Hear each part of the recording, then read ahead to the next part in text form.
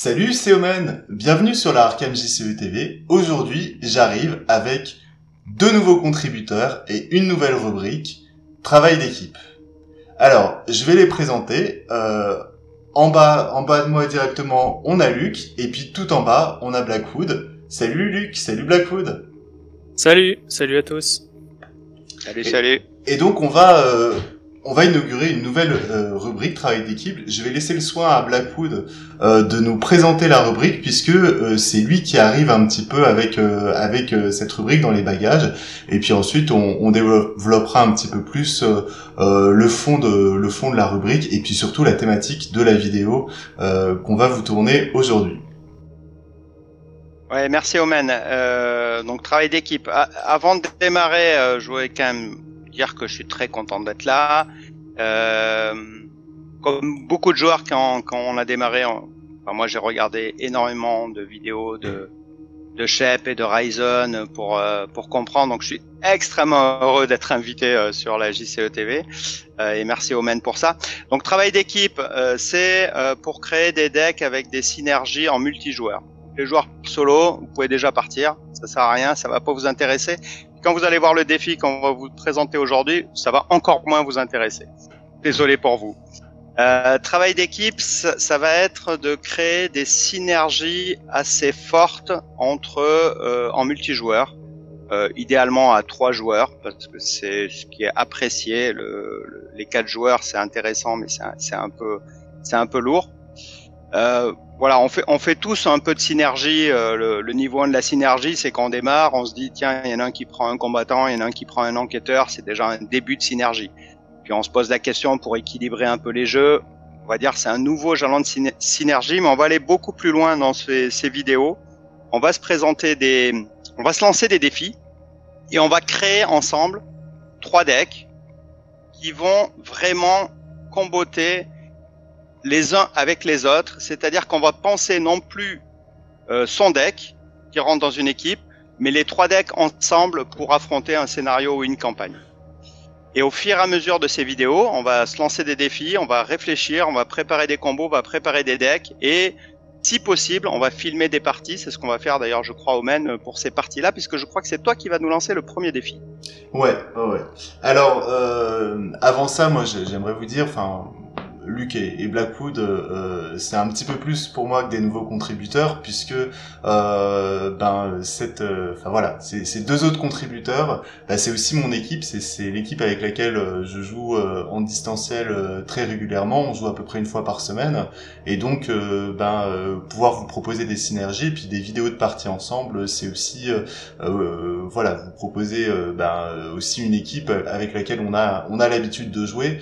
Vous aussi chez vous, vous avez des joueurs avec qui vous jouez, que vous connaissez, donc voilà, on est un espèce de vieux trouble maintenant au bout d'un an de parties ensemble. Et puis moi, ça a un petit peu de voilà, je suis assez content, assez ému de ramener mes deux potes sur la Arkham JCE TV. Alors nous, là en fait, la première thématique du travail d'équipe, ça va être Carson. Alors pourquoi Carson ? Parce que on a sorti les Open the Box qui ont fait l'objet de beaucoup de réactions, plutôt divisées sur Carson. D'un côté des joueurs, des viewers qui disaient que Carson était globalement assez nul, et d'autres qui disaient qu'il n'était pas acheté et qu'il fallait qu'on le teste, qu'on essaye des choses, que cette mécanique, que cette dynamique pouvait être assez sympa. Donc on s'est dit, chiche, on va faire un crash test Carson, et on va faire un crash test Carson avec les investigateurs de la boîte de base, ceux qu'on nous propose pour la partie d'introduction, Roland et Wendy. Et puis, donc, ce qu'on va vous proposer, c'est d'abord un travail d'équipe Crash Test Carson avec Roland et Wendy, et puis une mise en application sur un scénario indépendant qui est Meurtre à l'hôtel Excelsior, au travers d'une vidéo. Alors, on a eu des débats sur l'appellation, les titres de vidéos, les rubriques, et donc nos rubriques de vidéos de partie ont été renommées. Vous l'avez vu pour le solo, c'est Loup solitaire, et donc donc pour le multi, ça va être lutter ensemble. Ça tombe bien, ça a du sens. On va lutter ensemble sur Excelsior. Et par la suite, l'étape suivante, ça va être de vous proposer un nouveau travail d'équipe avec un Carson, on va dire un peu plus combo, avec quelque chose qui est moins dans le crash test, moins dans le un peu standard, un peu random. Ça va être vraiment, on va construire une équipe autour de Carson et autour d'une dynamique particulière qui est pas transposable à l'ensemble des investigateurs. Est-ce que vous aviez des choses à rajouter avant qu'on enchaîne un peu dans le vif du sujet avec la présentation des decks? Alors, moi, il me tarde de rentrer dans l'art. Luc, moi, je vais juste rajouter un petit mot. Très honoré déjà de faire partie de cette vidéo. C'est ma première, donc vraiment très content de pouvoir poursuivre l'aventure avec vous. On a l'habitude de jouer ensemble tous les trois. Et puis on va pouvoir montrer un petit peu ce qu'on fait, puisqu'on se tire un peu la bourre sur le deck building régulièrement. Donc ça va être intéressant. Alors, on va y aller. Donc là, on va se déplacer sur la mode française de Tabletop Simulator. Alors, j'en profite parce que ils font un super boulot pour vraiment saluer le travail d'Inek et Kada Karolu, qui l'un, on va dire à la programmation et l'autre au scan des cartes, nous ont produit cette mode française qui nous permet de jouer avec nos cartes francophones. Elle est un petit peu plus artisanale que la Super Complete Edition, c'est normal, mais elle nous permet de jouer en français. Et puis moi je trouve d'ailleurs par rapport à la Super Complete Edition qu'on a une expérience de jeu un petit peu plus authentique, puisque quand on tire dans le Chaos Bag, on tire vraiment dans le Chaos Bag. Enfin, je trouve qu'il y a un truc un peu plus authentique avec cette mode française. Tant que j'en suis à faire des merci, j'aimerais aussi, puisqu'ils sont en train de travailler dessus, et puis ça va profiter à tout le monde, remercier vraiment chaleureusement Fragrash et Teuf, qui sont en train de travailler sur la traduction des clés écarlates sur ArkhamDB, et donc fatalement sur l'application Arkham Cards également. Donc merci beaucoup à eux pour ce petit travail de fourmi qui va profiter à toute la communauté de joueurs et puis qui va nous permettre d'améliorer notre expérience d'horreur à Arkham. Alors on va commencer dans le vif du sujet, comme on l'a dit, et on va commencer avec toi Blackwood. Tu vas nous présenter ton deck Roland, sur Meurtre à l'hôtel Excelsior. Hop, je le charge. Le voilà, il est là, Roland. Ok, parfait. Donc, alors on le verra avec le deck Carlson, mais vous comprenez bien que dans un deck Carlson, comme il donne des actions aux investigateurs dans son lieu, l'idée c'est de rester assez proches les uns des autres. Du coup, je me suis dit, il faut que le combattant, il ait une arme de dégâts massive, sans faire mal à ses copains. Donc l'idée d'une dynamite ou d'une grenade MK2 était pas la bonne. Et on peut potentiellement avoir 2-3 ennemis sur un tour, hein, si on est dans le même lieu, si on tire 2-3 ennemis. Donc naturellement le lance-flamme m'a fait de l'œil, puisque le lance-flamme fait des dégâts à tous les ennemis avec qui vous êtes engagé, jusqu'à une répartition de 4. Ça devrait suffire pour nettoyer les ennemis sur un tour là-dessus.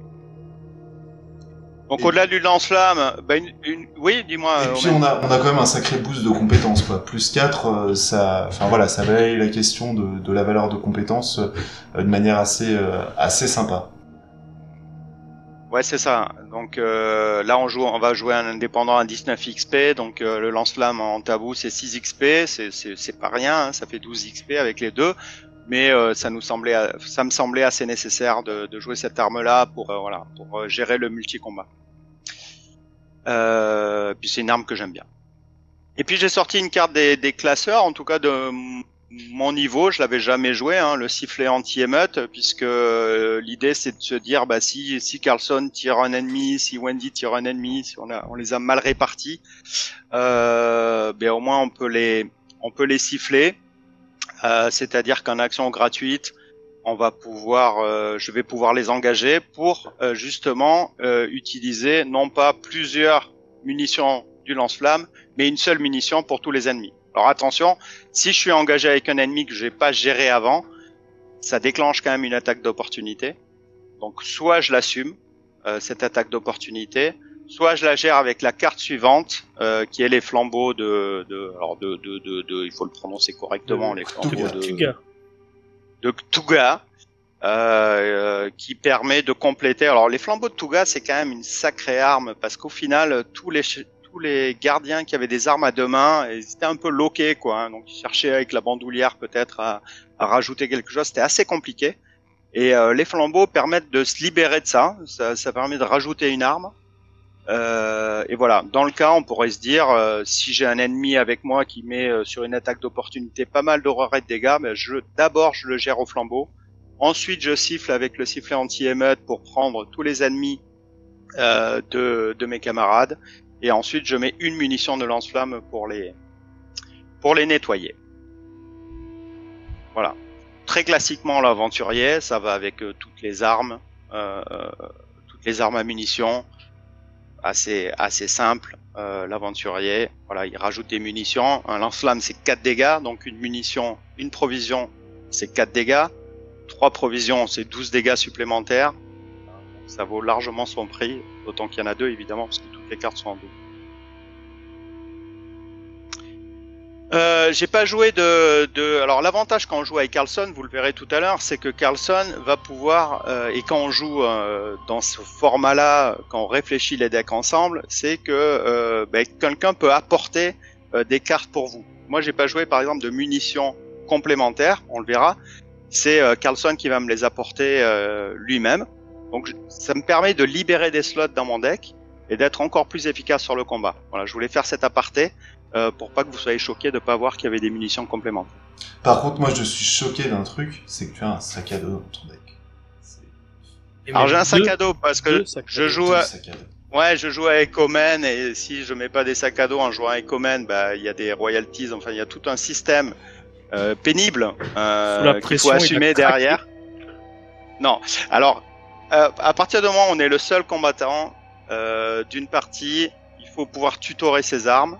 Donc j'ai pris 2 sacs à dos, 2 se préparer au pire. On a hésité avec Tetsuo, mais Tetsuo c'est pas vraiment un tuteur de premier niveau, c'est-à-dire c'est un tuteur qui ramène des armes en seconde partie de partie en fait, pas au début parce qu'il faut d'abord qu'il meure, etc. Et finalement, on va le retrouver de Tetsuo sur un autre angle. Donc 2 sacs à dos, 2 se préparer au pire, 2 flambeaux, 2 lance-flammes. Si avec ça, avec un mulligan, j'ai pas une arme premier tour, c'est tant pis pour moi. Voilà, tant pis pour moi. Donc j'ai bien mis ces tuteurs là-dessus. Alors on l'a pas dit Omen, on a décidé de jouer avec une seule collection. C'est-à-dire de se dire, s'il y en a un qui prend les sacs à dos, les autres n'auront pas les sacs à dos là-dessus. Donc on a aussi réfléchi à savoir qui allait jouer telle ou telle carte, comme si vous étiez chez vous et que vous prêtez vos cartes à vos camarades pour la partie. Ouais, l'idée c'était d'éviter de tomber dans les parties où il y a 6 promesses de pouvoir à table, 6 sorts de protection, enfin voilà, qu'on soit sur quelque chose qui soit un peu réaliste et qui corresponde un peu à ce qu'on peut avoir chez nous, même si nous dans nos parties en distanciel, on se fait plaisir, on se met bien sûr 6 sorts de protection à table. Donc il a fallu réfléchir à se répartir les compétences, et vous verrez là que par exemple Blackwood a audace mais n'a pas maîtrise, et vous verrez pourquoi tout à l'heure. Ça c'est du bon teasing. J'ai pris les menottes. Pourquoi les menottes Parce que c'est une carte exceptionnelle. Non. Pourquoi les menottes Parce qu'elle est police et que je suis police. Non, c'est pour Excelsior, c'est particulier.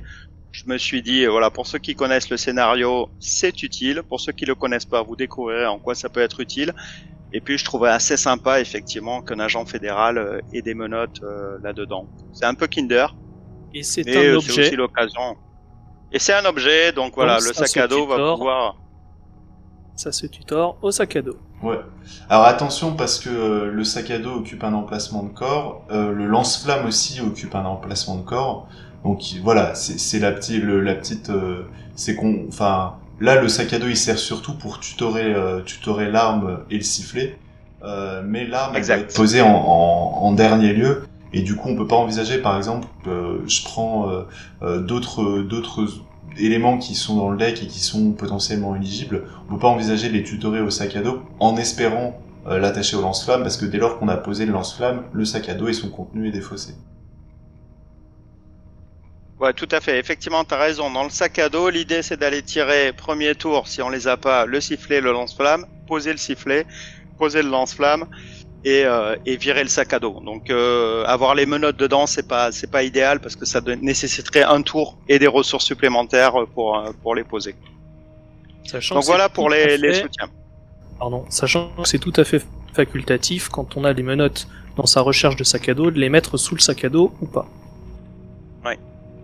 Je me poserai la question si je les tire, mais je pense que je les mettrai pas en fait.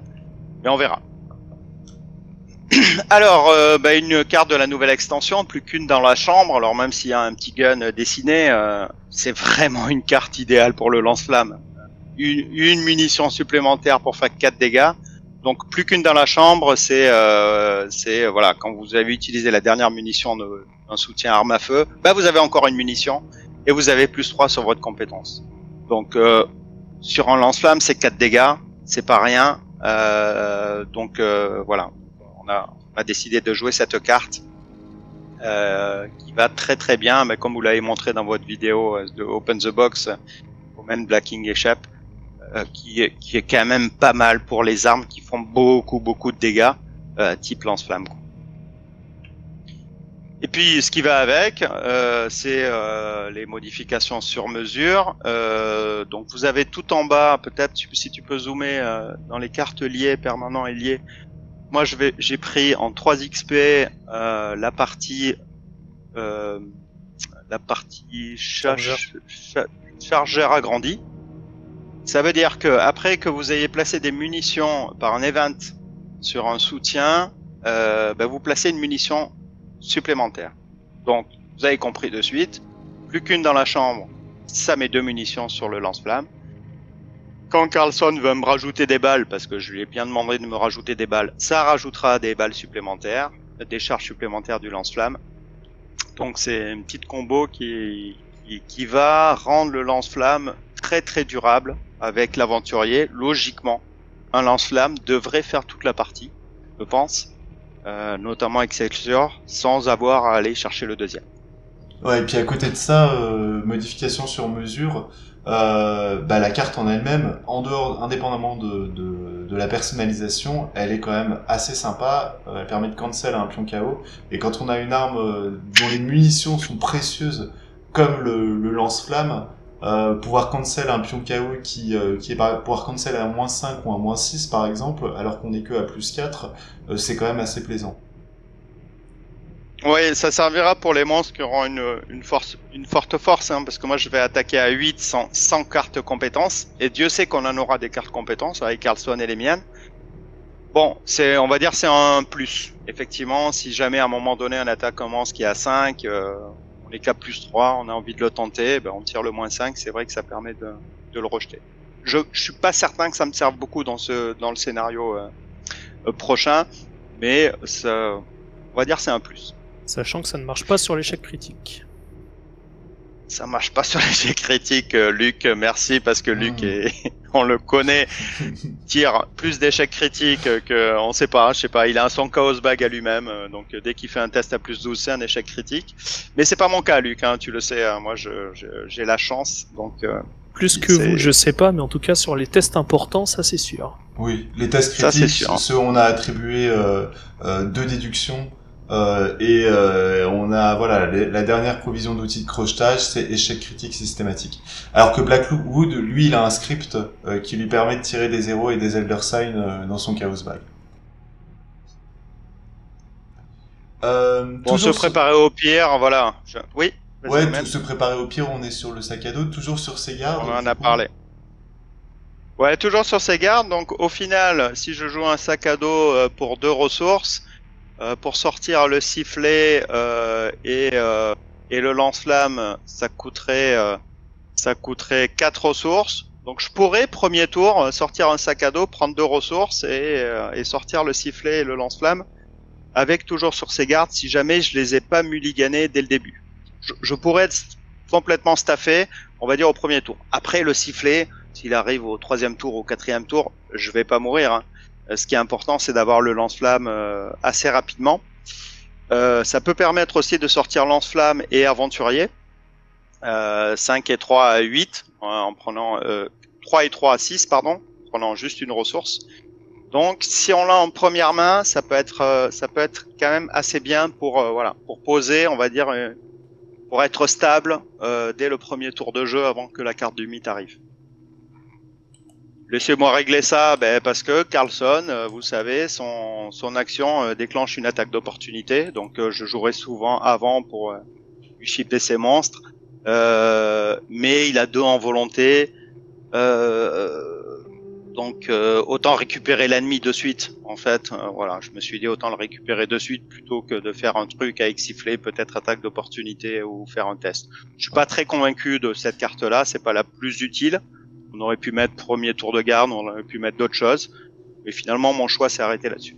Moi, je trouve que le choix est pas mauvais, en fait. Dans un deck lance-flamme, c'est plutôt judicieux parce que tu tires un ennemi, un copain tire un ennemi, laissez-moi régler ça, ça te permet de récupérer l'ennemi, et puis du coup d'être engagé avec les 2 ennemis sans avoir à se soucier des attaques d'opportunité et du fait de devoir engager l'ennemi du copain. Donc c'est pas mal, c'est assez versatile par rapport à provocation. On est juste sur de l'engagement pur, là on peut voilà, panacher les choses. Et puis bon, je crois qu'il y a des traîtrises, mais je suis pas certain que Roland soit le plus adapté pour les traîtrises, mais pourquoi pas sinon aussi sur une traîtrise de Karlsson, ça peut le faire. Ouais. Autre point sur laissez-moi régler ça. On sait que on va essayer de rester ensemble, on va essayer de rester dans le même lieu, puisque Karlsson va donner des actions aux investigateurs dans son lieu, mais si pour une raison ou une autre on devait amener à être séparés, laissez-moi régler ça, permettra de récupérer un ennemi à un ou plusieurs lieux d'écart. Ouais. Ça va permettre de gagner un paquet d'actions pour éviter de se mettre un peu dans la mouise, si jamais on devait finir notre tour et passer la phase de mythe pas ensemble. Ouais, tout à fait, t'as raison. C'est vraiment sur ce sujet-là, c'est vraiment une carte pour aller choper les ennemis, pas pour faire un test de volonté, alors que j'ai 3 c'est pas ridicule, mais c'est pas 4 non plus, quoi. Ensuite, les cartes compétences, alors donc on le verra avec Karlsson. Karlsson a pris les cartes entraînées, donc j'ai pris plutôt les cartes innées, sauf leadership, je vais y revenir, meneur d'homme. Donc audace, prendre l'initiative, et détermination. Détermination, c'est pas mal chez Roland parce que ça peut servir à la fois en volonté et à la fois en force. Ça lui met quand même, quand il est pas trop blessé, un score de 6 en volonté pour gérer la phase du mythe. C'est une carte que je conseille souvent dans les gardiens qui ont à la fois une bonne volonté, c'est souvent le cas, et une bonne force là-dessus. Ouais, Diana, et donc j'ai pris c'est pas mal parce que quand elle a pas monté sa volonté et qu'elle fonctionne à la force, elle est utile en fait dans les 2 situations. Et puis à petite collection, ouais. Elle arrive avec le cercle brisé. Je suis pas certain que les autres prennent l'initiative. Non, on est sur la civilisation oubliée, et audace, on est sur les dévoreurs de rêves. Enfin, moi je sais que quand mon pool était limité au cercle brisé, détermination était, avant d'être remplacé par audace, c'était un peu l'une des cartes que j'ajoutais au deck pour me booster en force. Ouais, effectivement, bonne remarque. Après, j'ai pris meneur d'homme, donc c'est une carte qui est pas beaucoup jouée, hein, je la joue pas beaucoup. C'est plutôt pour les copains, là, pour le coup, hein, c'est pour donner 3 icônes de volonté à Karlsson, le passer à 5, ou à Wendy, la passer à 7 pour vraiment réussir un test important. C'est une carte finalement qui va bien avec le policier ou l'agent fédéral que je suis, donc voilà, avec les menottes et Hôtel Excelsior. Donc j'ai pris ça, c'est pareil, c'est un peu killer, c'est pas, je pense pas que ça va révolutionner la partie, mais de toute façon on va le voir. Enfin, je vais revenir dessus, mais le lance-flamme, encore une fois, j'attaque à 8. Les cartes compétences, au final, quand j'ai le lance-flamme, elles sont un peu superflues. C'est vraiment pour faire d'autres choses ou pour assurer le combat final ou le test contre le mini-boss, celui qui a 5 de force là-dessus. Au final, j'avais pas vraiment besoin de cartes compétences. Alors pour les menottes, je compte sur Karlsson, on va y revenir, et puis sur éventuellement prendre l'initiative. détermination là-dessus. Mais meneur d'homme, c'est plutôt pour vous, les amis. Hein. Merci. Merci. Alors un petit coup, peut-être un petit rappel de l'investigateur, donc Roland Banks. Je te laisse le présenter comme il se doit. Ben, Roland Banks, donc agent fédéral, 3-3-4-2, donc 4 en force, 2 en agilité, 3 en volonté, 3 en intelligence. Après qu'il ait vaincu un ennemi, il prend un indice dans son lieu. Il peut prendre un indice dans son lieu. Donc c'est ce qu'il va faire. Tous les tours, il va prendre un indice. Bon, là, on n'a pas joué scène de crime ou preuve dans ce deck-là, puisqu'on va voir qu'on a aussi un enquêteur. Mais tous les tours, il devrait prendre au moins un indice dans le lieu. C'est tout ce que j'ai à dire sur Roland Banks. Donc sa carte signature, c'est un flingue. Ça peut permettre d'attendre le lance-flamme. Hein. Ça fait une arme de plus. C'est pas une arme mauvaise, mais elle est même très bonne, parce que quand il y a des indices dans son lieu, il attaque à +3, donc il est à 7 pour 2 dégâts. Encore une fois, sans carte compétence, il est déjà assez solide. Avec des cartes compétences, il est encore plus. Donc si jamais j'ai le spécial Roland et pas le lance-flamme, ben je jouerai le spécial Roland jusqu'à le vider. Je pense, hein, il n'y a pas de raison de le mettre à la poubelle, c'est vraiment une belle arme. Alors sa faiblesse, elle est très très chiante en campagne. Mais qu'est-ce qu'on s'en cogne en indépendant. C'est pour ça que, pour ceux qui ont l'habitude de le jouer, vous avez vu, il n'y a pas Malesson, il n'y a pas Averti. Ouais. Au final, quand on joue en indépendant, alors c'est le jeu, hein, c'est comme ça. Après tout, le jeu des fois nous pourrit. Bah, prendre un trauma à la fin d'un indépendant, on s'en fout un peu. Donc j'ai pas joué des cartes pour gérer cette faiblesse-là. Mais je vais essayer de la gérer quand même en partie parce que je trouve que c'est assez propre, c'est assez fair d'essayer de le faire. Mais j'ai pas mis de cartes spécifiques pour faciliter, comme viens par ici, amener l'ennemi dans le lieu à indice, Malesson pour poser un indice averti. Il y en a pas mal hein, qui posent des indices comme ça. Dessus, j'ai enlevé ces modules-là, pour me focuser sur le combat. Et puis un petit mot sur effacer les traces. Effacer les traces peut être aussi géré par l'enquêteur. En fait, c'est une carte en zone de menace et les autres investigateurs peuvent interagir avec les cartes en zone de menace dans le même lieu qu'eux. Et donc un autre investigateur peut tout à fait découvrir des indices et déclencher la réaction pour défausser les indices d'effacer les traces. Ouais, moi je suis assez d'accord sur le concept de la faiblesse, on la gère même si c'est un indépendant, même si elle a pas de conséquences pour nous pour la suite, ne serait-ce que pour jouer un peu le jeu de l'investigateur et puis gérer sa faiblesse aussi bien que profiter de sa carte signature. Alors donc on joue à 19 XP, on va tirer 2 faiblesses, on le fera au début de la prochaine partie. Je vais enchaîner moi sur mon deck Wendy. Avant de laisser la parole à Luc qui va nous présenter son Carson, qui fera la synthèse qui sera le cœur en fait de la vidéo. Donc voilà ma petite Wendy. Donc Wendy, vous la connaissez. Elle est biclassée truand et survivant, 4 en volonté, 3 en intelligence, 1 en force, 4 en agilité. Elle a la possibilité de retirer un pion moyennant la défausse d'une carte lorsqu'elle fait un test de compétence, un Elder Sign plutôt anecdotique et des stats de vie et santé mentale assez équilibrés, enfin totalement équilibrés. Biclassé truand, donc la possibilité d'intégrer des cartes de niveau 0 à 2 truand. Alors, en pensant Wendy, j'ai d'abord en fait réfléchi qu'est-ce que Wendy pourrait gagner à avoir une action supplémentaire. Et du coup, ça m'a amené assez naturellement à aller vers un deck, un archétype qui est soit porté par elle, soit porté par Stella, et puis pourquoi pas par Darrell qui vient de sortir. C'est l'archétype centré autour du permanent facilité d'apprentissage. Alors c'est un permanent qui nous permet avant ou pendant la première action de chacun de nos tours, donc ce sont les actions qui sont bien compris dans le tour du joueur, elle augmente la difficulté du test de +1, et puis pendant ou après la troisième action de chacun de nos tours, on diminue la difficulté de chaque test de 1. Donc l'idée c'est d'avoir 2 facilités d'apprentissage et surtout d'avoir beaucoup d'actions après ma troisième action, la troisième action que j'ai fait. Donc il y a eu une interrogation sur la capacité de Carson. Est-ce qu'elle est éligible, est-ce qu'elle combotte avec facilité d'apprentissage, parce que l'action qui est donnée par Carson, c'est une action qui est réalisée comme si c'était notre tour. Et donc on a eu quelques débats et on va dire le consensus autour de la table, c'était que le comme si, en fait, durant la résolution du comme si, on est dans un état altéré, mais on affecte cet état altéré, et l'état altéré fait bien référence à quelque chose d'existant. Donc comme si c'était mon tour affecte mon tour et fait bien référence à mon tour, au nombre d'actions que je vais faire ou que j'aurai fait.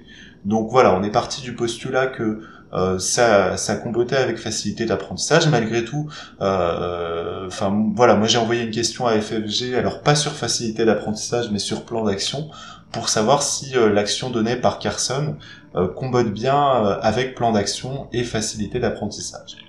Alors ceci étant dit, l'idée en fait c'est de faire beaucoup d'actions où la difficulté est réduite de 2, c'est-à-dire de gagner des actions. Et donc naturellement, la première carte, et la carte pour laquelle on va dire entre guillemets je vais hard mulliganiser, c'est Léo DeLuca. C'est l'allié de la boîte de base qui permet de gagner une action. Dès lors que j'ai 4 actions, j'ai 2 actions où la difficulté est réduite, et donc déjà je vais commencer à être un peu plus solide en enquête. Donc à côté de ça, j'ai pris une fusée de détresse, parce qu'il me restait un petit XP, et que du coup, comme la présence de Léo DeLuca est assez critique dans l'optimisation de facilité d'apprentissage, en gros, si j'ai les 2 exemplaires en fond de deck, je risque d'être très mauvais dans mon rôle. Donc l'idée c'est vraiment de sortir Léo DeLuca en priorité, et puis si la fusée est pas utile, elle sera pas utile pour le combat, regarde la statline de Wendy, mais ça fera une jolie icône à attribuer à un test. À côté de ça, j'ai hâte. Donc hâte qui permet en fait, quand on a réalisé 2 actions d'affilée du même type, de l'incliner pour effectuer encore une action de ce type, donc ça me permet de gagner encore une action. Donc, potentiellement, Wendy pourra faire avec Léo DeLuca, avec hâte, et puis avec l'action de Carson, 6 actions, dont 3 qui bénéficieront de la réduction de difficulté de facilité d'apprentissage. Alors, pour compléter cette réduction de facilité, la lanterne, qui permet de faire perdre 1 à la valeur occulte du lieu. La lanterne qui est vraiment très utile parce que par rapport à la lampe torche, elle n'a pas de provision, et donc pour les lieux à 3 de valeur occulte, elle permet, une fois qu'on bénéficie de facilité d'apprentissage, d'avoir une difficulté qui est portée à 0. La lampe torche bien sûr, et puis à côté de ça, les outils de crochetage, qui sont un grand classique de l'enquête, et qui du coup, on va dire bonus ou non de facilité d'apprentissage, seront pas forcément utilisés sur le malus, mais pourront être utilisés sur l'action, la deuxième action, donc celle qui n'a ni bonus ni malus de facilité d'apprentissage. Alors pour compléter, on a faire avec les moyens du bord, qui permet d'enquêter en réduisant de 1 la valeur occulte. Faire avec les moyens du bord est très très puissant chez Wendy, parce qu'il peut être joué depuis la défausse, et s'il est joué depuis la défausse, on découvre un indice en plus. Et comme Wendy peut annuler un pion en défaussant une carte, elle a un moyen facile de défausser faire avec les moyens du bord, et en fait d'en tirer le meilleur parti. À la fois la réduction de valeur occulte, et en même temps l'indice en plus. Faire la lumière, donc c'est un événement qui est sorti avec les clés écarlates, donc on est dans le pool de Darrell autour de la réduction de la difficulté. Et d'ailleurs le deck Wendy que je propose, en fait c'est un deck, on pourrait faire un deck Darrell assez proche, puisque les chercheurs ont aussi des moyens de gain d'action, il y a la carte ancestrale, il y a, enfin voilà, donc faire la lumière, et en fait quand on enquête et que la difficulté est portée à 0, on réussit automatiquement, on découvre un indice supplémentaire, plus un indice dans n'importe quel lieu. Donc potentiellement 3 indices pour un événement. Du classique, regardez ce que j'ai trouvé, Je suis dans un lieu A4 en facilité d'apprentissage, donc la difficulté est réduite à 2. Je suis pas stuffé, j'ai pas de lampe torche, je peux quand même enquêter et regarder ce que j'ai trouvé pour découvrir les 2 indices dans mon lieu. Et évidemment, si je regarde ce que j'ai trouvé et que j'échoue, quand j'échoue, j'apprends de mes erreurs pour essayer d'attraper un indice en plus derrière le regarder ce que j'ai trouvé. Et je pense que Omen, le regarder ce que j'ai trouvé, il va te servir aussi dans tes premières actions, celle où effectivement t'as un malus par facilité d'apprentissage, même si t'as beaucoup d'actions bonus. Au final, ça peut te permettre, t'arrives dans un lieu à 2, de se dire, je m'en fous en fait du malus facilité d'apprentissage, j'ai regardé ce que j'ai trouvé, quoi. C'est vrai aussi. Alors après, pour compléter le module de réduction de la difficulté, on a une nouvelle carte compétence, discernement, qui tout simplement diminue de 2 la difficulté du test. Donc voilà, on est vraiment sur ce module qui, je pense, va aller très bien à Darrell et qui va très bien à Wendy aussi, qui va très bien à Stella aussi. Donc on est sur du facilité d'apprentissage. Alors à côté de ça, j'ai 2 cartes. Excuse-moi, encore une réflexion. Je trouve que ça va beaucoup mieux à Wendy. En fait, moi, j'avais pas réfléchi à ça. Parce que Darrell, évidemment, il peut jouer, et Stella aussi, mais si Darrell joue facilité d'apprentissage, il aura pas Léo Deluca, il aura pas hâte. Donc il aura pas finalement ce gain d'action pour renverser le côté j'ai perdu des actions et j'en gagne. Ouais. Wendy, elle a cette possibilité de jouer truand qui n'ont pas en fait. C'est vrai. Alors c'est vrai, mais Darrell, avec sa capacité, il peut annuler le malus du début de tour de facilité d'apprentissage. Et donc du coup totalement moduler la difficulté, soit accentuer le bonus de fin de tour, soit oui, c'est vrai. Donc en fait, on n'est pas sur le même la même donne. Wendy, elle va vraiment chercher à gagner des actions, là où Darrell, il va vraiment pouvoir jouer complètement sur la difficulté et donc du coup aussi en profiter, mais en profiter autrement. Mais on retrouve des cartes qui restent quand même globalement communes aux deux. On a aussi à côté de ça 2 cartes, on va dire support de statistiques. Essentiellement, c'est leur rôle. Les chaussures de course, on va jouer plutôt groupé. Donc on n'est pas sur quelque chose on n'est pas sur quelque chose où je cherche à avoir de la mobilité. On est vraiment sur du boost de stats brut. Et puis la pierre de lune qui va très bien chez Wendy parce qu'elle peut pas être jouée depuis la main. Par contre, quand elle est défaussée, elle est jouée. Donc là, l'idée, c'est de booster son agilité parce que j'ai un combattant qui va découvrir quelques indices. Donc il n'y a pas de raison que moi, en contrepartie, je lui file pas de temps en temps un petit coup de main en gestion des ennemis. Surtout qu'on va le voir sur Meurtre à l'hôtel Excelsior. Il y a quand même voilà beaucoup d'ennemis à esquiver et donc ça peut être pas mal d'avoir une agilité solide. Alors c'est des singletons parce que malheureusement ils ont pas, j'ai eu des choix à faire. Mon premier deck, j'avais 12 cartes à enlever. Et donc du coup la pierre de lune et les chaussures de course, comme ils sont utiles qu'en un seul exemplaire, c'est devenu des singletons.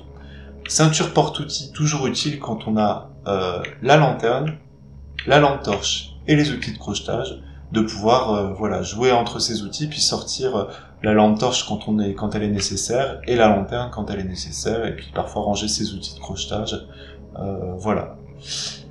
Dernière carte, dégourdi. Alors dégourdi est complètement auto-include en survivant. Je vois pas un deck qui joue survivant ou splash survivant dans lequel dégourdi est pas utile. Là, en l'occurrence, il s'agit de rendre récursif, faire la lumière ou regarder ce que j'ai trouvé. Pourquoi pas fusée de détresse si j'ai pas réussi à trouver Léo. Apprendre de ses erreurs également. Voilà, donc on est ou même discernement. On est vraiment sur, c'est une carte si on pouvait elle-même la rendre récursive. C'est possible d'ailleurs avec certaines cartes.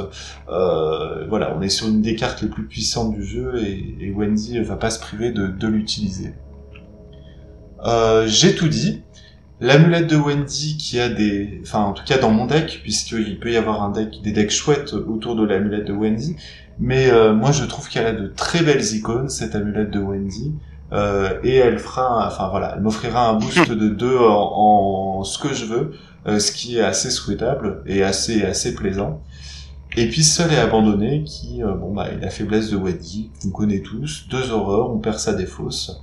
Voilà, donc Seul et Abandonné qui est assez violent dans un deck qui tourne autour de l'amulette de Wendy.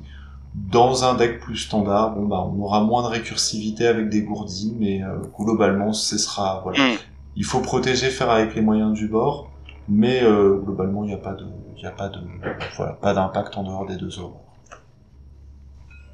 Tu nous as parlé de ces deux là où je me suis endormi ou... Non, effectivement. Alors en fait, moi j'ai un deck qui est assez cher, et Blackwood a un deck aussi qui est assez cher, donc l'idée c'est aussi de rentrer dans un esprit coop, de se dire que tout va pas reposer sur Carson, d'autant plus que lui n'a pas accès à des solutions aussi on va dire puissantes et massives que le pacte faustien, et donc l'idée c'était aussi de donner un boost en ressources collectifs.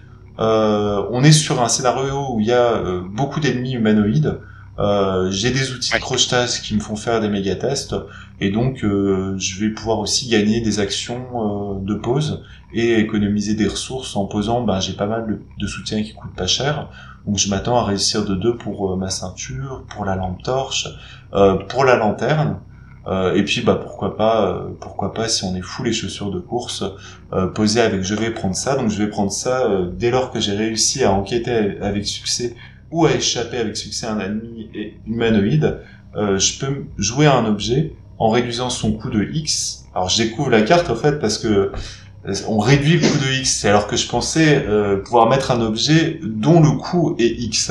Donc c'est encore plus puissant que ce que je pensais, puisque à la limite si je réussis que de 2, je peux poser mes chaussures en payant une ressource. Voilà. Et puis je vais prendre ça gagne illicite, donc on va pas trop déflorer sur les open de box. On va se dire pour l'instant que c'est plutôt fluff que une carte prenne le trait illicite, et on verra si ce trait illicite en jeu il a une application ou pas dans l'open de box de la classe truand.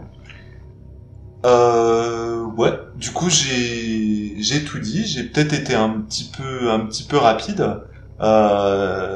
Mais je vais laisser du coup la parole à Luc qui va pouvoir aller au cœur de la vidéo et puis nous présenter son deck Carson. Alors notre deck Carson, parce qu'on l'a construit tous ensemble. Mais c'est notre bien commun à tous. Qui d'ailleurs est un deck très inspiré d'une proposition de Blackwood. Alors Carson déjà on va passer peut-être un petit peu de temps à se l'approprier parce qu'on le connaît peut-être un peu moins que Roland et Wendy. Donc Carson Sinclair, le majordome, il a le trait assistant, et il a une statline 2 partout. Donc déjà autant vous dire qu'il va pas faire beaucoup de tests. Il a en plus une action, vous avez le droit d'effectuer une action supplémentaire durant votre tour, 4 actions pour Carson, qui ne peut être utilisé que pour activer la capacité ci-dessous. Cette capacité nous dit « Choisissez un autre investigateur dans votre lieu ».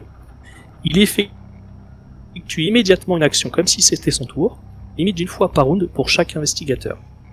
Donc Carson, il va pouvoir donner jusqu'à une action par round à Roland et une à Wendy. Donc Wendy va évidemment bien en profiter puisque plus elle a d'actions supplémentaires, plus elle a réduction due à ses facilités d'apprentissage, et puis Roland il va pouvoir nettoyer la map si besoin.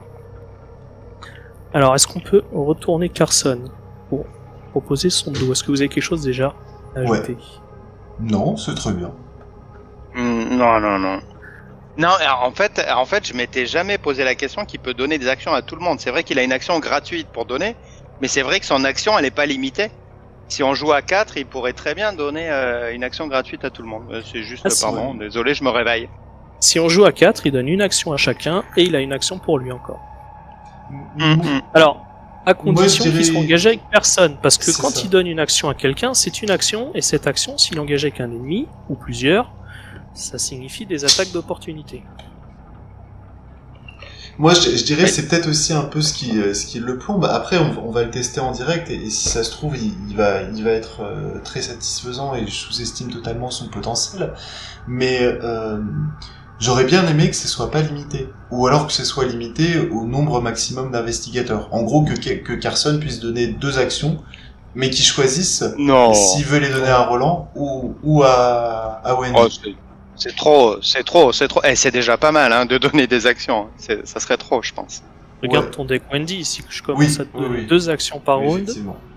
tu vas en avoir 3, une de plus avec Léo, une de plus avec Hat, 2 de plus avec Carson, on ajoute certains investigateurs un petit sursis, ça commence à faire beaucoup.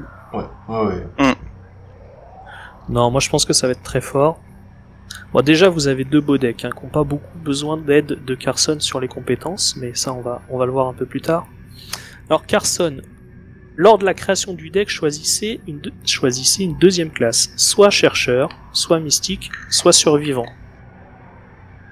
Alors il n'y a pas truand, et pourtant truand, c'est un peu dommage parce qu'on se dit que truand ça aurait permis de faire pas mal de choses assez sympathiques avec Carson, pour donner des ressources, pour donner des actions, pour poser des objets. Mais finalement, il n'y a pas vraiment de mauvais choix, hein. Les trois classes sont assez jouables. Avec un mystique, Carson il va pouvoir peut-être contrôler un peu le deck rencontre, contrôler un peu le chaos bag. Il est en plus gardien, donc les gardiens peuvent aussi contrôler le deck rencontre avec des cartes comme premier tour de garde, comme laissez-moi régler ça. Donc il y a des choses à faire. En Ouais, survivant, je pense à un truc, il y a contempler les étoiles. C'est une carte qui met une fausse carte rencontre, qui est en fait une carte rencontre bonus dans le deck rencontre, et qui Ouais. permet de donner une action au joueur qui la pioche. Et je me dis du coup, dans le build Carson, ça peut être, enfin voilà, d'ailleurs c'est même plus sympa C'est vrai. que conseil, même si c'est aléatoire, ouais. Et c'est une carte qu'on rentre dans peu de decks en fait, et qui est assez sympa. Jamais joué, testé, mais ouais, jamais gardé. alors après dans les decks qui ont mystique en seconde classe sur les compétences et les événements, alors en compétences il y a toujours promesse de pouvoir, hein, qui rentre assez bien. Et il y a des événements qui permettent de faire des tests à deux stats, comme lire les signes. Alors évidemment ça va pas être pour Carson, Arme parce que spectrale. Carson, voilà, l'arme spectrale, où on ajoute sa volonté. Ça lui fait 4 ou 4, quoi. Carson, faire ces tests-là à 4, ça va pas être intéressant. Donc évidemment, on va pas aller dans cette direction-là. Par contre, contrôle du deck rencontre, un petit peu à la Diana, pourquoi pas, hein. Gardien mystique, on retrouve des choses qu'on peut trouver chez Diana. Survivant, alors survivant, ça va lui permettre de faire un peu des choses par lui-même, soit de faire des tests, de se booster, ou de jouer sur l'échec. Après, quand on voit les stats de Carson, on se dit plutôt qu'en survivant, ça va être le module réduction à 0 qui va lui être efficace. Parce qu'avec ses stats à 2, il va pas pouvoir aller très très loin. C'est certainement jouable, on verra si on propose en campagne d'ailleurs un deck Carson comme celui-là. Bon, de toute façon, la partie survivant, avec les cartes, regardez ce que j'ai trouvé, avec les réductions de difficulté à 0, elles sont chez Wendy, donc on va pas les réutiliser, hein, comme on vous a dit. On reste sur une seule collection. Et puis troisième choix, chercheur. Alors chercheur, il y a encore plusieurs options dans le deck. On peut partir évidemment sur de l'enquête, on peut partir sur du testless. On peut imaginer un Carson qui compote scène de crime pour trouver des indices en les achetant, suivre son intuition pour trouver aussi d'autres indices en les achetant. Et puis le chercheur, ça va être la classe du support. Et en fait c'est là-dessus qu'on a voulu s'appuyer, donc on va essayer de proposer un Carson qui soit support pour ses compagnons. Alors comment? En utilisant des cartes chercheurs qui vont aller donner soit des ressources, soit faire piocher, soit tutorer. Il a sa capa qui va donner des actions. Et puis, pourquoi chercheur? Parce qu'en fait, on va essayer de s'appuyer sur sa carte signature. Alors sa carte signature, selon vos souhaits, elle est en double exemplaire. Elle a 3 icônes libres. Et elle a le trait entraîné. En cas de réussite, l'investigateur qui effectue le test pioche une carte. En cas d'échec, c'est Carson qui pioche une carte. Donc, qu'il y ait réussite ou échec, finalement, il y a quand même un gain de pioche. L'intérêt de cette carte, ça va être d'essayer de la jouer plusieurs fois. Donc en fait, on a essayé de s'orienter sur une classe chercheur avec l'utilisation de la carte. La perfection vient de l'entraînement. La perfection vient de l'entraînement, alors beaucoup de joueurs la jouent déjà. Pour ceux qui la connaissent pas, c'est une carte rapide qui permet de chercher une carte compétence entraînée parmi les 9 cartes du dessus de son deck, de l'attribuer à ce deck, et en cas de réussite, alors moi ce qui m'arrive jamais, parce que généralement dans ces cas-là, c'est là que c'est un échec critique, d'ajouter cette compétence au lieu de la défausser, donc de réutiliser plus tard cette compétence. Et en partie, si on utilise la perfection vient de l'entraînement et qu'on trouve selon vos souhaits, si on réussit le test, et ben on pourra utiliser jusqu'à 4 fois selon vos souhaits sur un seul cycle de deck. Alors, Carson, bon, on a vu, hein, il a des stats pas terribles. Donc l'objectif, ça va être qu'il fasse pas trop de tests. C'est pas lui qui va combattre, c'est pas lui qui va enquêter, il va aider ses copains, donc déjà il va leur donner des actions. Premier module chez Carson, bah, il va falloir qu'il survive. Donc il va falloir qu'il puisse encaisser. Parce que le deck rencontre risque de lui infliger des petits bobos.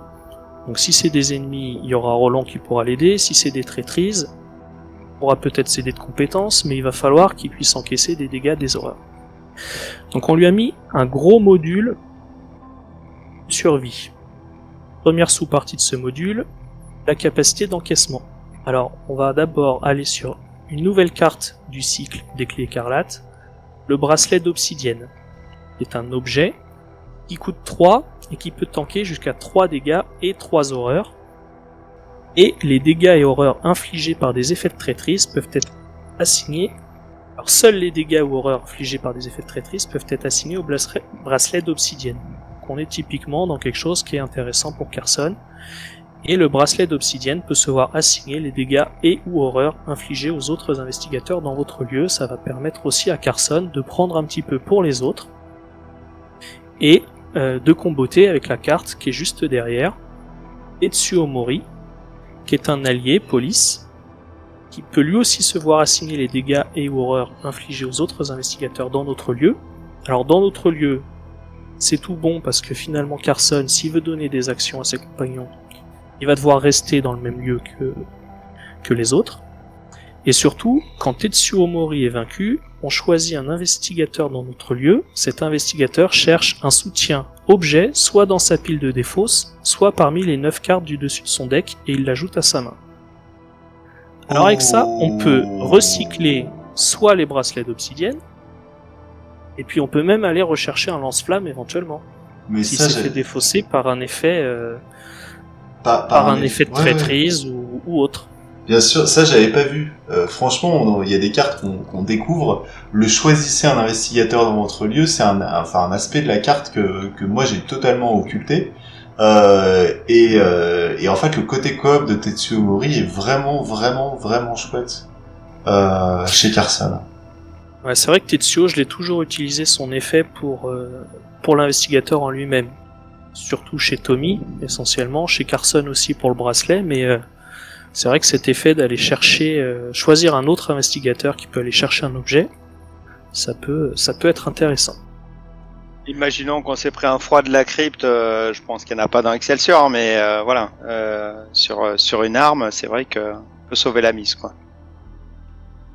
Donc, merci pour ça. Alors, troisième carte pour encaisser.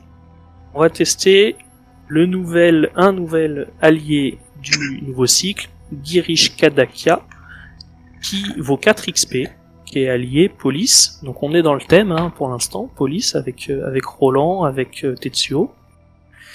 Encore un allié qui peut se voir assigner les dégâts et horreurs infligés aux autres investigateurs dans notre lieu. Et puis lors d'un test de compétences, on peut incliner Girish et on peut donner plus 2 à n'importe quel investigateur qui effectue un test.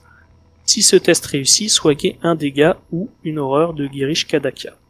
Donc il va aussi pouvoir booster les compagnons. Et puis accessoirement s'auto-soigner. Et accessoirement s'auto-soigner et donc tanker à mort, quoi. En fait, ouais.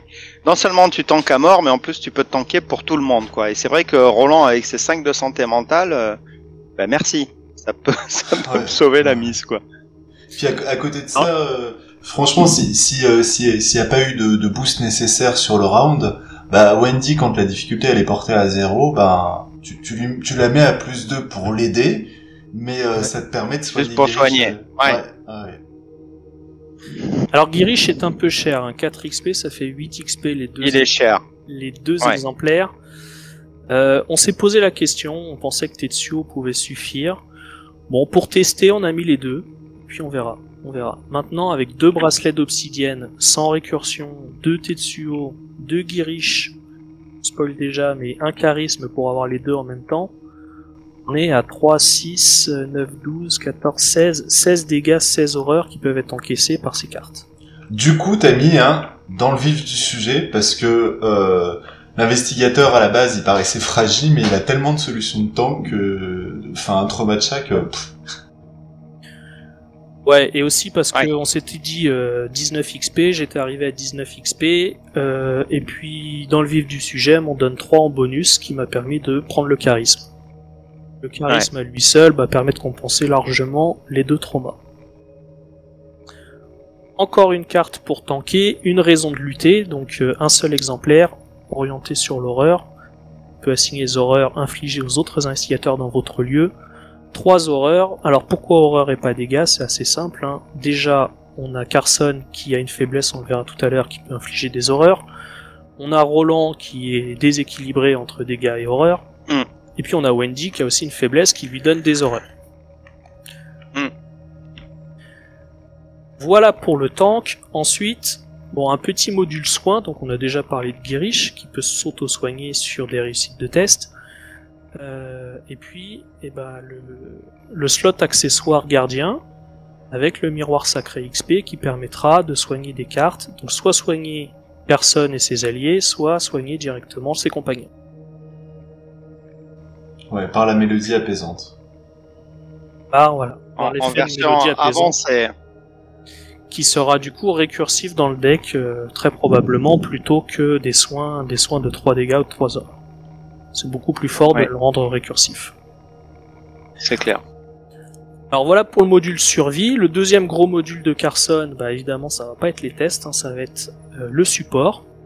Alors, déjà ses actions.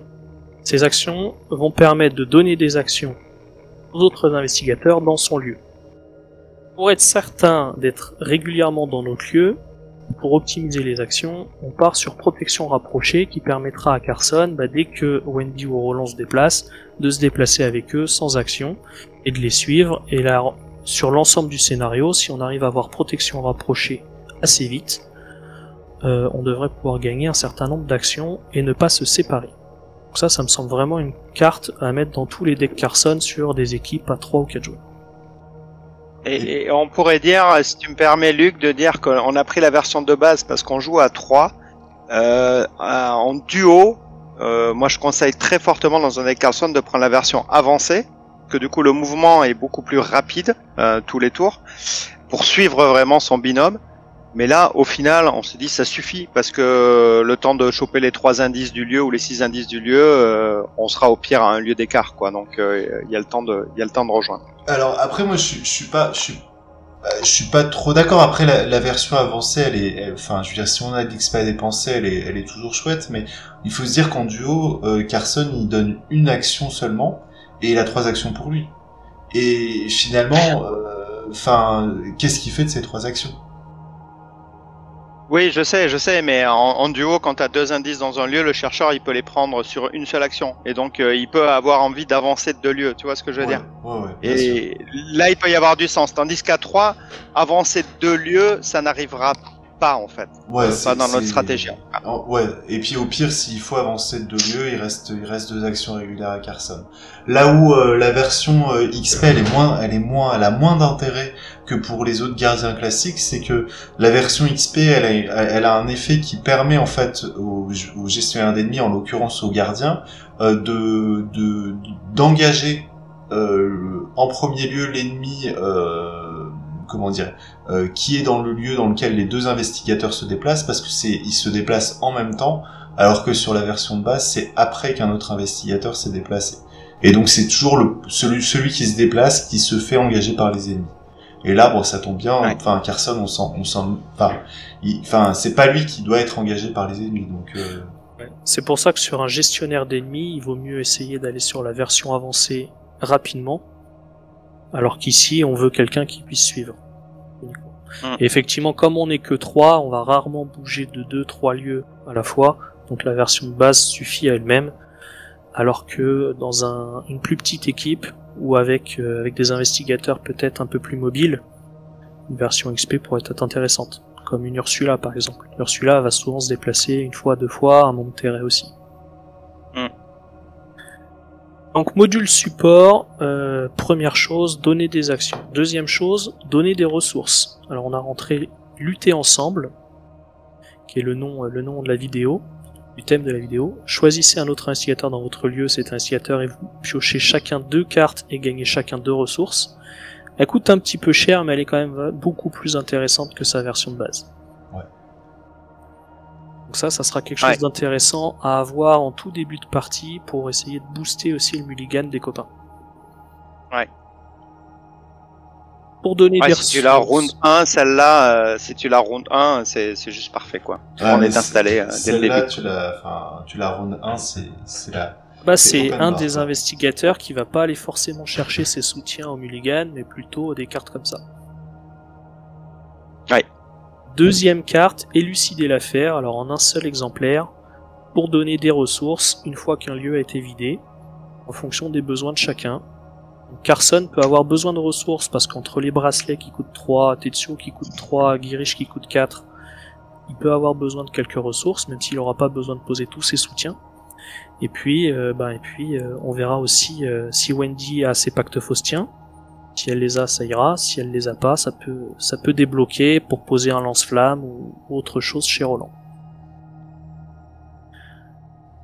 Alors, une fois qu'on a donné des ressources, on peut aussi faire piocher, donc encore une fois lutter ensemble, qui permettent de piocher 2 cartes. 2 cartes pour soi, 2 cartes pour un compagnon.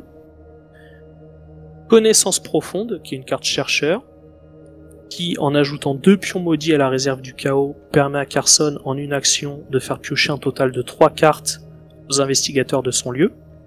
Donc avant la pioche, il doit décider qui piochera combien de cartes.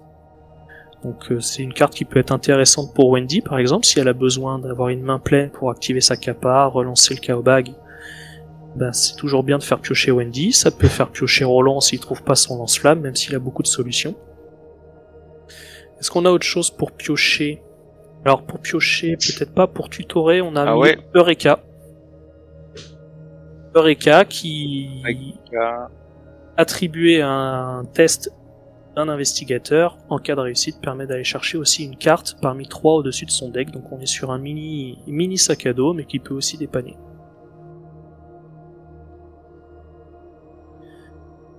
En termes de support, carte suivante, alors Blackwood en parlait tout à l'heure, munitions supplémentaires pour recharger le lance-flamme, qui combotera avec la carte, comment elle s'appelle, la customisable. Alors, en anglais c'est custom, mais là, en français je me rappelle plus à ce moment-là. Modification personnalisée. Modification personnalisée. Donc munitions supplémentaires permettra de recharger le lance-flamme dans le lieu de Carson, et donc dans le lieu de Roland. Placer 3 munitions sur le lance-flamme et une 4e si Roland a pioché sa carte customisable. Et enfin, dernier module de support, booster les tests de ses copains. Alors booster les tests, on a déjà parlé de Girish, qui donne un +2. Puis les compétences. Alors les compétences, pour aller avec la perfection vient de l'entraînement et la carte signature de Carson, qui a le trait entraîné, on est allé chercher des cartes qui elles aussi ont le trait entraîné. Ça permettra, si jamais sur une perfection vient de l'entraînement, au cas de d'échec à la recherche pour la carte signature, d'avoir quasi systématiquement une ou plusieurs cartes cibles qui seront possibles pour la perfection vient de l'entraînement. Alors, on a les cartes un peu passe-partout, on a selon vos souhaits avec ces 3 icônes libres, on a plan d'action qui a une icône libre, et puis en fonction du nombre d'actions qu'aura joué l'investigateur à qui sera attribuée cette carte, elle pourra gagner des icônes de volonté ou d'esquive si on est avant son tour, ou des icônes de force ou d'intelligence si on est après son tour. Alors très vraisemblablement, volonté esquive sur une traîtrise, et puis par contre Carson jouera plutôt après ses compagnons pour donner des icônes de force ou d'intelligence, plutôt d'intelligence à Wendy d'ailleurs, sur une 5 ou 6e action. Sauf si j'ai pas réussi à tuer mes ennemis par des échecs critiques, ça permet à Carlson de dire allez, t'as encore une action, vas-y. Ensuite, ça sera pas le cas le plus commun. Je te rejoins. Une fois que t'as le lance-flamme, je pense qu'on sera bien. Ouais. Et puis à 8 avec tes modifications sur mesure où tu peux relancer un pion, je sais pas si tu vas avoir besoin de beaucoup d'icônes supplémentaires. Alors, au cas où, il y a quand même 4 cartes, donc 2 maîtrises, 2 coups vicieux pour aller aider le gardien. Encore 2 cartes qui ont le entraîné, si on les cherche avec la perfection vient de l'entraînement, et que le test est réussi, et vraisemblablement sur un coup de lance-flamme, ça devrait réussir. On la reprend en main, et on peut la réattribuer plus tard. Puis accessoirement, t'as mis maîtrise parce que je trouve que le visuel est assez sympa, et donc du coup, t'as voulu me faire plaisir. Non, mais ça va me servir. En moins, des tentacules. Ça va me servir parce qu'on a hésité à la garder cette carte quand même. Ça va me servir pour les menottes qu'on a rajouté récemment parce qu'on va faire Excelsior. Les menottes, je suis pas à +4. Je peux avoir besoin effectivement si je veux menotter un flic d'une maîtrise. Et sur un flambeau, ça peut servir sur un flambeau. Et sur un flambeau aussi. Et pour aider notre enquêtrice, 2 perceptions, 2 déductions, qu'on pourra essayer de recycler aussi avec la perfection vient de l'entraînement. Voilà, on arrive à un deck à 19 XP plus 3 avec le vif du sujet et un charisme. Et puis pour conclure, un petit zoom sur la faiblesse de Carson. Alors la faiblesse de Carson, désintéressé à l'excès. Mettez désintéressé à l'excès en jeu dans votre zone de menace, effet forcé, à la fin de votre tour, si vous n'avez pas attribué au moins une carte à un test de compétence effectué par un autre investigateur à ce tour, subissez une horreur et mélangez désintéressé à l'excès dans votre deck. Alors on est un petit peu sur le modèle Ursula où en fait on a quelque chose à faire, et puis si on le fait pas, on est pénalisé, on prend une horreur, et on risque de se reprendre la faiblesse plus tard. Alors première chose à noter, c'est un effet forcé à la fin de notre tour, et si on n'a pas attribué au moins une carte à un test de compétence effectué par un autre investigateur à ce tour. Donc en fait, ça marchera pas si Carson attribue des icônes sur les tests lors des tours de ses compagnons. Il va falloir qu'il donne une action, que cette action serve à un test, et que ce test, personne puisse attribuer des icônes. Alors, cette faiblesse, c'est un peu comme Ursula, on a 2 choix, soit on la gère et on essaye de respecter la condition, soit on tank les effets. Et avec ce deck Carson, en fait on est équipé pour faire les deux. Ouais. On a largement de quoi faire des boosts de compétences, même si Wendy fait un test à 0, même si Roland fait un coup de lance-flamme à plus 5 ou 6, Carson peut tout à fait donner des icônes qui serviront pas, si ce n'est à respecter la condition de sa faiblesse. Et puis, si Carson vient de cycler son deck, que le deck est plein et que finalement remélanger la faiblesse dans le deck complet est pas très gênant, il peut aussi tanker, et comme on a vu, il a largement de quoi tanker avec une raison de lutter, 4 alliés, 2 bracelets recyclables, etc. etc. Ouais. Ça devrait être complètement gérable. Je veux bien rajouter un point sur cette faiblesse parce que elle peut être horrible, comme on la connaît, la faiblesse d'Ursula, quand on se retrouve à la remélanger dans un tout petit deck. En général, souvent c'est la fin d'Ursula quand ça arrive là-dessus. Là, l'avantage de ton deck, c'est que comme tu as le miroir sacré avancé, en même temps que tu vas mélanger la faiblesse, tu vas mélanger une mélodie apaisante. Donc à chaque fois, tu vas pouvoir la réparer. Et comme tu as beaucoup de solutions de pioche, tu vas pouvoir arriver à un moment donné à la piocher, à vider ton deck pour la remélanger. Ce que Ursula a du mal à faire Et souvent en fin de partie, ça peut être très compliqué pour Ursula. Ouais. Elle me faisait très peur en fait, cette faiblesse, et le parallèle était assez facile avec Ursula. Il y a quand même une différence, moi quand je vois ton deck en fait, je la trouve beaucoup plus gérable, et même je me demande si elle va pas être totalement insignifiante cette faiblesse. On va voir, en fait, on va tester en dynamique de jeu, mais finalement avec tout le tank et tout le soin qu'il y a, l'horreur, elle va peut-être être complètement anecdotique, et même elle peut être parfaitement gérée. Pour le coup, quand on demande à Ursula d'enquêter alors qu'il y a plus d'indices, que Ursula doit du coup se déplacer ou alors utiliser une action pour enquêter artificiellement dans un lieu pour ne pas se prendre deux horreurs. Elle est chercheuse, donc elle a pas des masses de tanks dans son deck, pas des masses de solutions de soins. Elle est compliquée à gérer. En même temps, Ursula, c'est l'une des investigatrices les plus puissantes du jeu. Pour le coup, Carson, je trouve que son deck est quand même bien taillé pour la gérer. Et en fait, cette faiblesse, je pense que c'est un moyen que les designers ont trouvé de nous borner vers un type de deck Carson, vers une direction de Carson plus qu'une autre. Le deck proposé là permet vraiment de la gérer, hein, parce qu'on a quand même un gros module tank. Tous les decks Carson ne l'auront pas. Aussi beaucoup d'icônes. Et puis, dans une team à 3, comme dans une team à 4, ce sera plus facile de donner une action et de faire un test que en duo. Donc à mon avis, c'est quand même une faiblesse qui sera plus compliquée en duo qu'en trio ou qu'à 4. Bon, je parle pas du solo, parce que jouer Carson en solo, faut avoir envie. Je suis sûr qu'il y en a qui vont le faire en plus. Pour le fun, pour le défi, oui. Je suis sûr qu'il y en a qui vont le faire et qui vont surtout réussir. En expert. En expert, ouais. Voilà. Voilà pour le deck Carson. Et puis du coup voilà, on va mettre en application notre trio qu'on a construit, qu'on vous a présenté au travers d'une vidéo de partie qui sortira dans les semaines qui vont suivre sur l'hôtel Excelsior. Alors je le disais en début de partie, on a pris un peu le duo partie d'initiation, Roland et Wendy.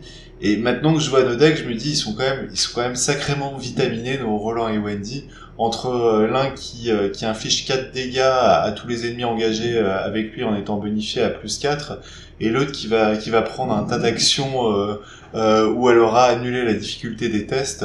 On est quand même sur un duo de base qui est assez pété, hein, on peut le dire.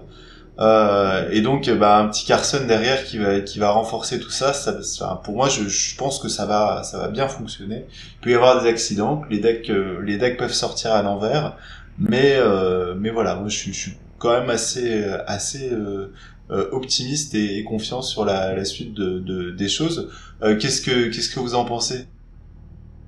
Moi je pense moi je suis ultra. Vas-y Luc, je t'en prie. Moi je pense que avec vos decks Roland Wendy, vous avez pas beaucoup besoin de Carson pour vous booster, vous aider. Hein. À mon avis, vous passez l'équivalent d'un 3 joueurs avec 2 investigateurs. On a quand même 19 XP.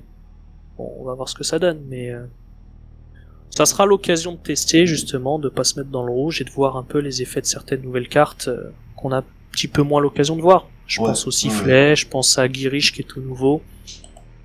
Ouais, il y avait alors c'est aussi on a fait le choix, on a fait le cut, mais il y avait une carte qui aurait très bien pu rentrer, c'est justement la fameuse carte Menordum que Blackwood a pris et qui la version XP en fait fait gagner 2 ressources en cas de réussite, je crois, à l'investigateur et à celui qui attribue. Alors j'ai un petit bug tabletop, c'est pas grave. C'est les risques du métier, donc voilà. Hop, Menordum, voilà, 2 XP, on va se la sortir. Et donc elle aurait bien rentré. Après, bon, on est parti sur un indépendant à 19 XP pour montrer aussi une mécanique un peu aboutie. pour pas montrer des decks de départ et pour voir un peu ce que ça donne une fois qu'on a de l'XP. Pour avoir des decks un peu de départ et quelque chose d'un petit peu combo, on fera un deuxième numéro autour de Carson, où là on vous présentera une équipe de Carson totalement combo, où Carson sera au cœur d'un combo, notre petit papy fragile et faible, il sera encore au centre de la vidéo. Ouais, moi je rejoins Luc, hein, je suis ultra confiant, alors faut jamais dire ça parce que ça on va se faire rétamer et c'est pas grave, hein, ça fera rire ceux qui nous regardent, sur les decks, là-dessus. Après on a pris Excelsior, on n'a pas non plus poussé le vice à prendre Carnaval de Venise ou le Trandon Witch, où là ça aurait été trop simple en fait, parce que c'est des scénarios très linéaires. Donc on n'a pas voulu prendre à la fois un scénario qui soit où tout le monde doit se séparer ou un scénario linéaire. On s'est dit Excelsior, voilà, on peut se suivre, on peut se séparer, c'est un peu moyen, on va dire, pour tester, mais c'est vrai que je suis confiant. Et voilà, ce qu'on voulait vraiment montrer, c'est de dire que quand on prépare les decks ensemble, quand on réfléchit à l'équipe ensemble, on se donne une puissance qui est beaucoup plus élevée que quand chacun prépare, et c'est ce qu'on va montrer lors de ces vidéos, un travail d'équipe, que lorsqu'on prépare chacun son deck, il peut être très bien, vraiment bien calibré, mais voilà, en travaillant ensemble, ça offre des possibilités supplémentaires et donc une force supplémentaire. Et on va jouer en difficile, on va pas jouer un expert, Excelsior, de toute façon ça change rien puisque c'est un indépendant, mais je pense que c'est le genre de deck qu'on pourrait se permettre typiquement de jouer un expert. Cette team-là, hein, on aurait pu le faire sur un expert zélatrice ou quelque chose, puisqu'on va toucher des compétences à 8-10, quoi, donc, ou alors mettre la difficulté à 0, donc qui est toujours assez agréable, quoi. Alors zélatrice peut-être pas, parce que ça va très vite, il faut se stuffer très rapidement, et puis on a quand même des decks entre le lance-flamme 12 XP, facilité d'apprentissage 8 XP, qui demandent aussi un peu d'expérience pour tourner, mais sur n'importe quelle autre campagne, il y a des choses à faire. Je pense qu'un Dunwich, il n'y a pas de problème. Un Carcosa, on a quand même une capacité d'encaissement qui est importante. Ouais. Ça doit pouvoir passer. Bon, quand on dit ça, c'est là qu'on se plante en partie. Hein. Ouais, vous allez... C'est le jeu, c'est le reste du métier. Vous allez nous voir nous rétamer, en gros. Bon, très bien. Merci à tous les trois. Merci Luc, merci Blackwood. On se donne rendez-vous pour de nouvelles aventures la semaine prochaine ou dans les semaines qui viennent, suivant le calendrier de programmation. En attendant, n'hésitez pas à suivre les Open the Box qui continuent. N'hésitez pas aussi à réagir sur le Discord des JCE TV, sur le Discord d'Aurora Arkham, à faire un petit pouce, un petit commentaire si ça vous plaît. Et nous on vous dit salut et à la prochaine pour une partie qui teste le trio. Salut, à très bientôt.